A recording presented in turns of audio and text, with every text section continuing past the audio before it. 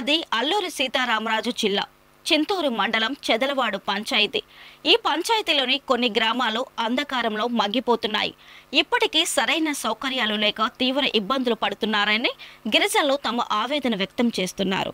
చెదలవాడ పంచాయతీ పరిధిలోని గమలకోట, చవలూరు, మిట్టివాడ, చెదలవాడ గ్రామాల్లో 2014-15 సంవత్సరంలో ఇందిరమ్మ గృహాలు మంజూరైనా ఇప్పటికీ ఇంకా పూర్తి కాని పరిస్థితిలో ఉన్నాయని, ఎన్నిసార్లు పాలకులకు అధికారులకు విన్నవించుకున్నా పట్టించుకునే పాపాన పోలేదని సర్పంచ్ కుంజా తిరుపతి వాపోయారు. అలాగే ఈ పంచాయతీలో సరైన మంచినీటి ట్యాంకులు గాని, ఇంటింటి కుళాయిలు గాని, మరుగుదొడ్లు గాని, రోడ్లు గాని లేక తీవ్ర ఇబ్బందులు ఎదుర్కొంటున్నామని అక్కడ ప్రజలు చెబుతున్నారు. అసలే ఎండాకాలం త్రాగడానికి గుక్కెడి నీళ్లు లేక కిలోమీటర్ల మేర కాలినడకన కొండచలమలకు, వాగులకు వెళ్లి బురద నీళ్లను తెచ్చుకొని తాగుతున్నామని వాపోయారు. ఇప్పటికైనా ఉన్నతాధికారులు స్పందించి చెదలవాడ పంచాయతీ గిరిజన ప్రజల అవసరాలను గుర్తించి మేలు చేయాలని కోరుతున్నారు.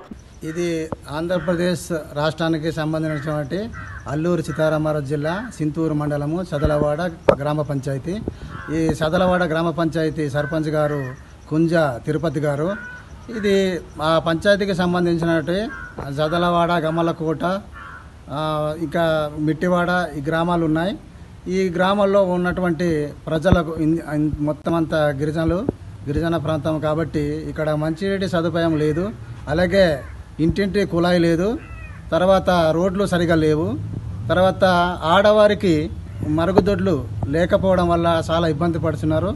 అయితే యొక్క తిరుపతిరావు గారు ఎన్నోసార్లు ప్రభుత్వ అధికారులకి తెలియజేయడం జరిగింది. మా ఏరియాలో మంచినీళ్ళు లేవండి, అలాగే వాటర్ ట్యాంకులు లేవు, ఇంటింటి కుళాయిలు లేవు, తర్వాత ఏమో మరుగుదొడ్లు లేవని చెప్పేసి ఎన్నోసార్లు చెప్పడం కూడా జరిగిందని చెప్పి ఉన్నారు.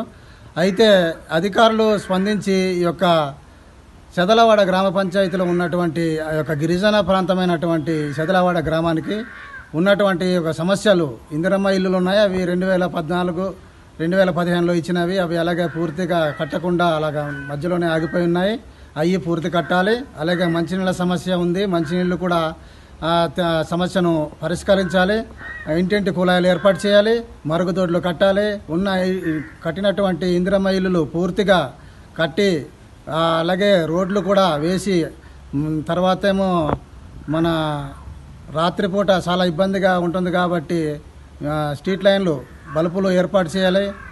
ప్రజలకు అందుబాటులో మంచినీటి ట్యాంకులు, వాటరు, అలాగే ఇంటింటి కుళాయిలు, మరుగుదొడ్లు ఏర్పాటు చేసి ప్రజలకు న్యాయం చేయాలని మేము తెలియపరుచుకుంటున్నాం సార్.